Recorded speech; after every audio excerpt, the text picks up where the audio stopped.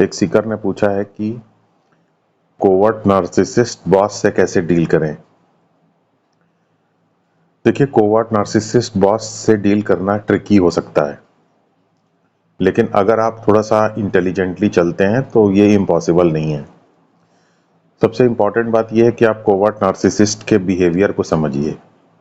सबसे पहला जो कोवर्ट नार्सिसिस्ट का जो सिम्टम है वो ये है कि उसका बिहेवियर पैसिव एग्रेसिव होता है। पैसिव एग्रेसिव का मतलब क्या है? पैसिव एग्रेसिव का मतलब यह है कि कन्फ्रंटेशन, रिजेंटमेंट, गुस्सा, नाराजगी इसको डायरेक्टली नहीं करता है, प्रत्यक्ष रूप से नहीं करता है,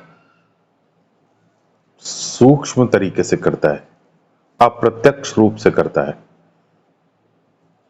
मैनिपुलेटिव वे में करता है, घुमा फिरा करके करता है, सीधे नहीं करता। तो याद रखिए, उसका जो मैनिपुलेशन का तरीका है वो प्रत्यक्ष तरीका नहीं है, अप्रत्यक्ष तरीका है। ओवर्ट नार्सिसिस्ट का प्रत्यक्ष तरीका होता है, कोवर्ट नार्सिसिस्ट का तरीका अप्रत्यक्ष है। इसलिए कोवर्ट नार्सिसिस्ट ज्यादा खतरनाक है, ज्यादा ज्यादा बैड ब्लड क्रिएट कर सकता है, ज्यादा नेगेटिविटी पैदा कर सकता है, तो ज्यादा डेंजरस होता है। तो पहला उसका सिम्टम ये जान लीजिए कि वो पैसिव एग्रेसिव वे में ऑपरेट करता है, यानी सूक्ष्म तरीके से मैनिपुलेशन करता है, सूक्ष्म तरीके से अपने गुस्से को एक्सप्रेस करता है, सूक्ष्म तरीके से चोट पहुंचाता है, सीधे चोट नहीं पहुंचाता, अप्रत्यक्ष तरीके से चोट पहुंचाता है। दूसरी चीज ये है कि याद रखिए कि उसकी हमेशा एक क्वालिटी होगी, वो ये है कि वो अपना काम नहीं करेगा, आपके काम का क्रेडिट खुद लेगा। और अगर वो सिर्फ आपके काम का क्रेडिट ले ले तो भी उतनी बड़ी बात नहीं है। आपकी काम की अच्छाइयों का क्रेडिट लेते वक्त वो आपकी जो कमियां रह गई हैं उन कमियों के लिए आपको वहां क्रिटिसाइज भी करता है, जहां से आपको मैक्सिमम नुकसान हो सकता है, आपकी आलोचना भी करता है, तो दोहरी चोट पहुंचाता है। याद रखिए, ये इसके दूसरी क्वालिटी। तीसरी क्वालिटी ये है कोवर्ट नार्सिसिस्ट की कि कोवर्ट नार्सिसिस्ट क्लियर इंस्ट्रक्शंस नहीं देता है, स्पष्ट रूप से बात नहीं कहता, स्पष्ट रूप से निर्देश नहीं देता। और चूंकि वो स्पष्ट रूप से निर्देश नहीं देता है, इसलिए जब उस निर्देश के स्पष्ट ना होने की वजह से मिसअंडरस्टैंडिंग क्रिएट होती है, तो उस मिसअंडरस्टैंडिंग के लिए आपको जिम्मेदार ठहराता है। तो इस तरीके से कोवर्ट नार्सिसिस्ट की ये एक मैनिपुलेटिव टेक्निक है। इनफैक्ट क्लियर इंस्ट्रक्शंस ना देना और उसके बाद मिसअंडरस्टैंडिंग के लिए जो भी कंफ्यूजन हो रहा है, जो अस्पष्टता हो रही है, उसके लिए दूसरे को जिम्मेदार ठहराना, विक्टिम को जिम्मेदार ठहराना। और फिर कोवर्ट नार्सिसिस्ट की आदत ये होती है कि कोवर्ट नार्सिसिस्ट समय बर्बाद करता है।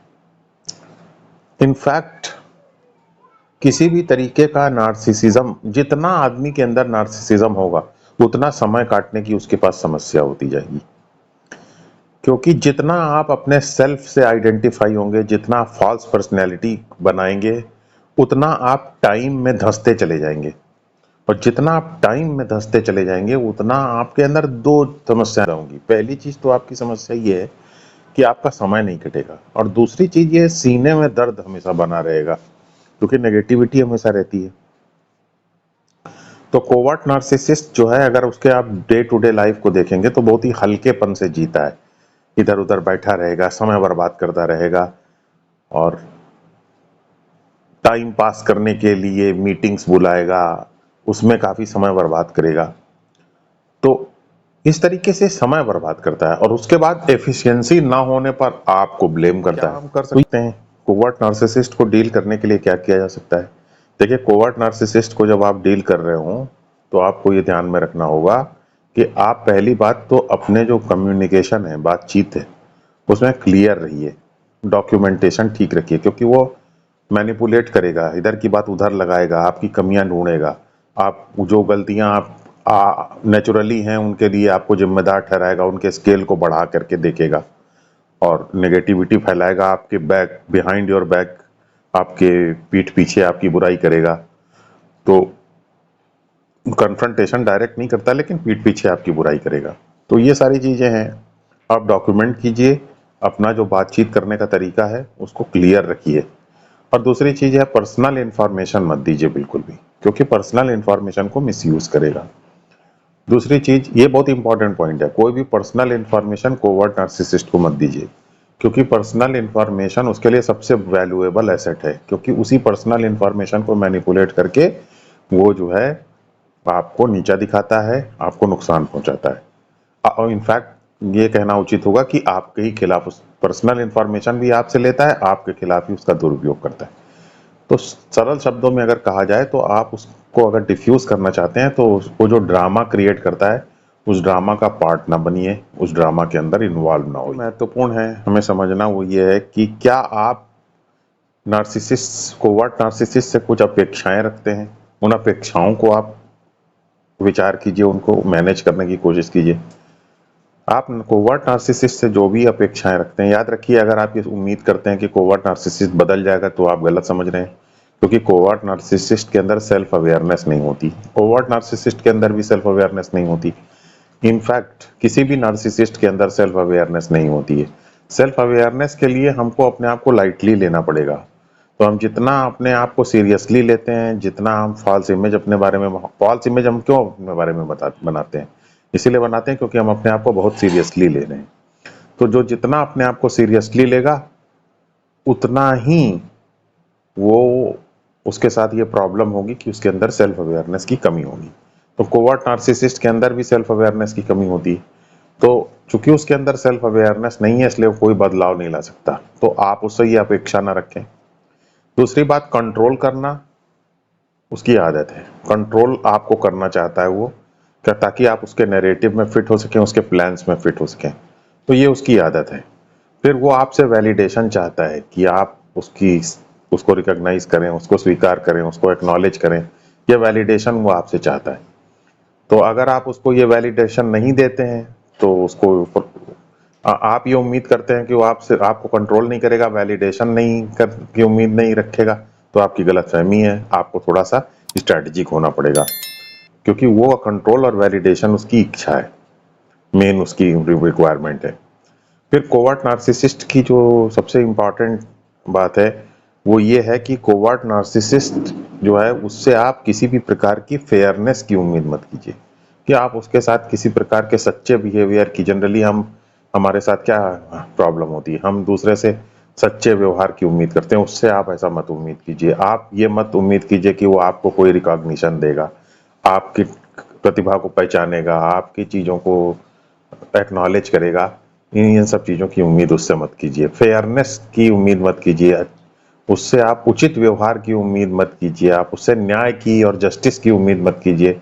ये सब बहुत महत्वपूर्ण और बड़े पायस वर्ड्स हैं, ये सब जस्टिस नहीं कर सकते हैं।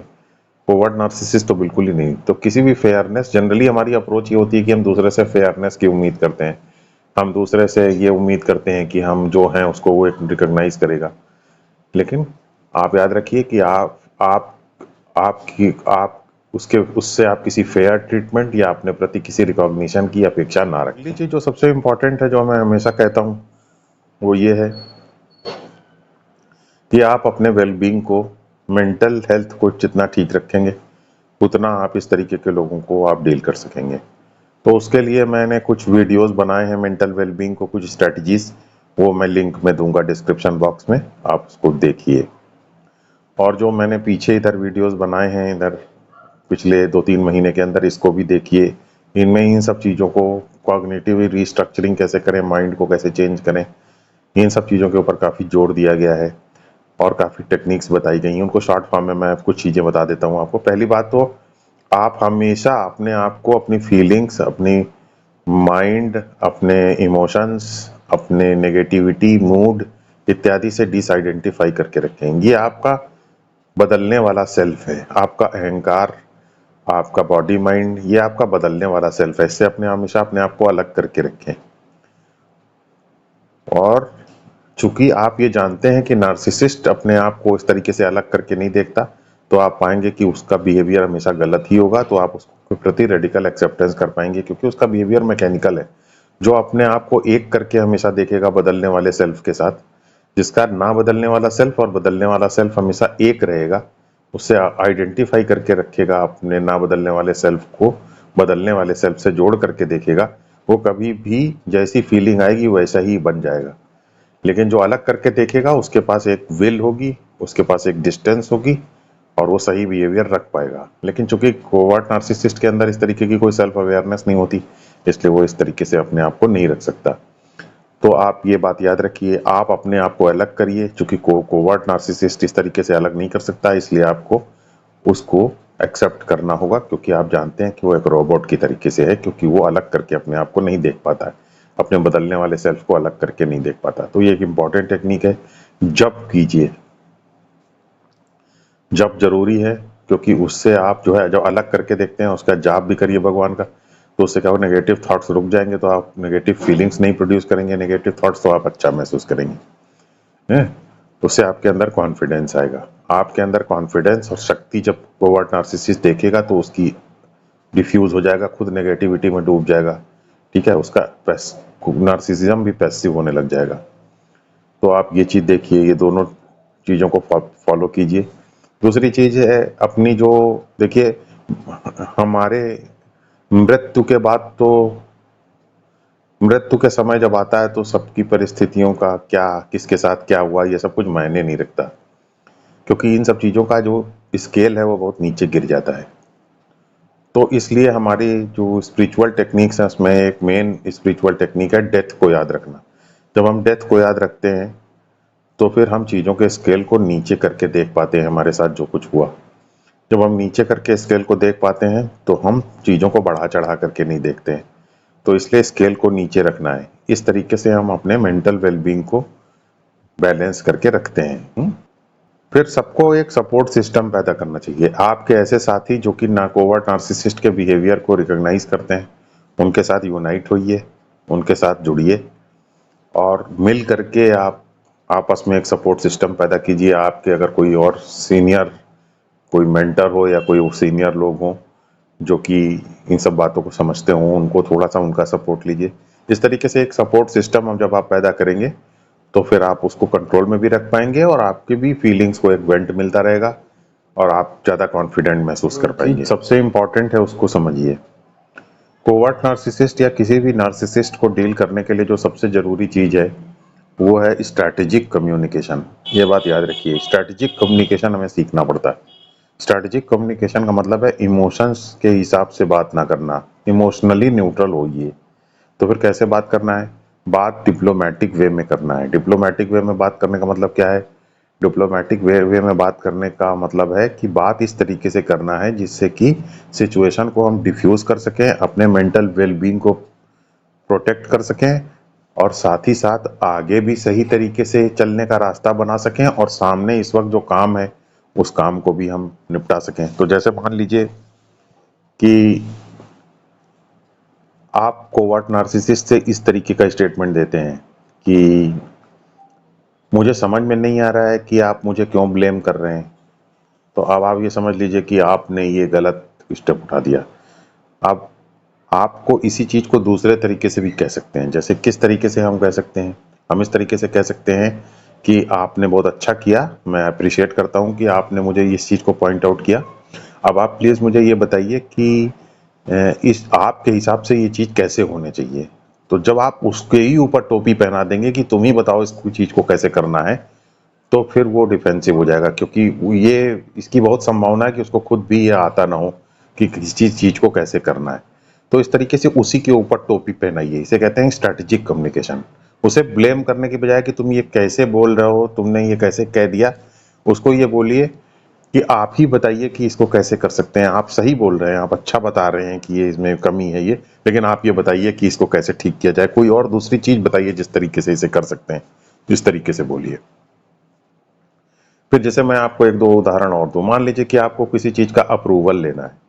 तो अप्रूवल लेना है तो आप ये मत कहिए कि देखिए मैंने इसको इस तरीके से बनाया है, मेरी अप्रोच इस काफी सही है, मैंने काफी काम किया। इस तरीके से मत बोलिए। आप कुछ शेयर्ड गोल्स के बारे में बात कीजिए। आप कहिए देखिए हम लोग मिल करके इसमें काम करेंगे, कुछ गोल्स हम अचीव कर पाएंगे, जो हमारे शेयर्ड गोल्स हैं उनको हम अचीव कर पाएंगे। इस तरीके से हम के ऊपर आइए, मैं से हम के ऊपर आइए। तो तब उसके लिए जब वो पर्पस देख पाता है कि उसका भी इसमें कुछ बेनिफिट है, तो भले ही उसका कुछ बेनिफिट ना हो, लेकिन जब आप शेयर्ड गोल्स, शेयर्ड लैंग्वेज बोलते हैं तो फिर क्या होता है, लोगों का आपसे इमोशनली कनेक्ट होना आसान हो जाता है, क्योंकि नार्सिसिस्ट फैक्ट के ऊपर नहीं चलता कभी। नार्सिसिस्ट हमेशा इमोशंस के आधार पे चलता है। तो अगर आप उसके इमोशंस को अपने फेवर में ले आ पाते हैं, आप इस तरीके से बात कीजिए कि हाँ, हम लोग साथ मिल करके काम करेंगे, साथ इससे हम सबका बेनिफिट होगा, इस चीज़ से हम लोगों को सबको फ़ायदा होगा और हम लोगों का जो कॉमन गोल है उसे हम अचीव कर पाएंगे। तो इसकी उम्मीद है कि वो उसका भी अप्रूवल आप ले सकेंगे। फिर तीसरी चीज़ ये है कि नार्सिसिस्ट को एक बहुत ही कोवर्ट नार्सिसिस्ट की इम्पोर्ट स्ट्रेटजी को समझना होगा आपको। वो स्ट्रेटजी ये है कि कोवर्ट नार्सिसिस्ट लगातार आपको परेशान करना चाहता है, ज़्यादा काम दे करके, काम की अधिकता से आपको परेशान करना चाहता है कोवर्ट नार्सिसिस्ट। ये सारे कोवर्ट नार्सिसिस्ट की एक बहुत ही इंपॉर्टेंट स्ट्रेटजी होती है। तो लगातार आपको काम ज़्यादा देता रहेगा, ज़्यादा, ताकि आप परेशान हो जाएं। तो उसमें अगर मान लीजिए आप इस तरीके से बोलते हैं कि ये तो आप बहुत ज़्यादा काम दे रहे हैं, इस तरीके से तो मैं नहीं मैनेज कर पाऊंगा, ये है वो है, ऐसे बोले अगर, तो फिर मामला गड़बड़ाएगा। तो आपको इसको स्ट्रेटेजिकली बोल सकते हैं। कैसे स्ट्रेटेजिकली बोलेंगे कि इसके लिए हमको आप कुछ रिसोर्सेज अगर बढ़ा देते तो हम लोग इस चीज़ को कर सकते। रिसोर्सेज मांगिए, या फिर आप इसको इस तरीके से भी कह सकते हैं कि प्लीज़ आप ये बताइए कि इसमें चूंकि काम इधर काफ़ी ज़्यादा आ रहा है, तो और अर्जेंट वर्क भी है, तो प्लीज़ क्या आप ये बता पाएंगे कि इसमें हमें किस चीज़ को प्रायोरिटाइज करना होगा, किस चीज़ को प्राथमिकता देनी होगी। तो प्राथमिकता का निर्धारण उसी से करवा लीजिए। उसका जो चीज़ प्राथमिक है सिर्फ वो चीज़ करिए, जो चीज़ प्राथमिक नहीं है, जो चीज़ इंपॉर्टेंट नहीं है, उसको बैक बर्नर पे डालिए। तो इस तरीके से स्ट्रेटेजिकली कम्युनिकेट करके आप सिचुएशन को अपने फेवर में कर सकते हैं। तो ये सब कुछ चीज़ें करके आप कोवर्ट नार्सिसिस्ट बॉस को मैनेज कर सकते हैं। ओवरऑल ये बात याद रखिए कि आपको लाइफ का स्केल नीचे करके रखना है और इस तरीके से चलना है ताकि आप नार्सिसिस्ट के द्वारा क्रिएट किए गए ड्रामा का हिस्सा ना बने और उसकी जो मैनिपुलेटिव टेक्निक्स हैं उनको फीड ना करें, और अपने मेंटल बैलेंस को भी बनाए रखें।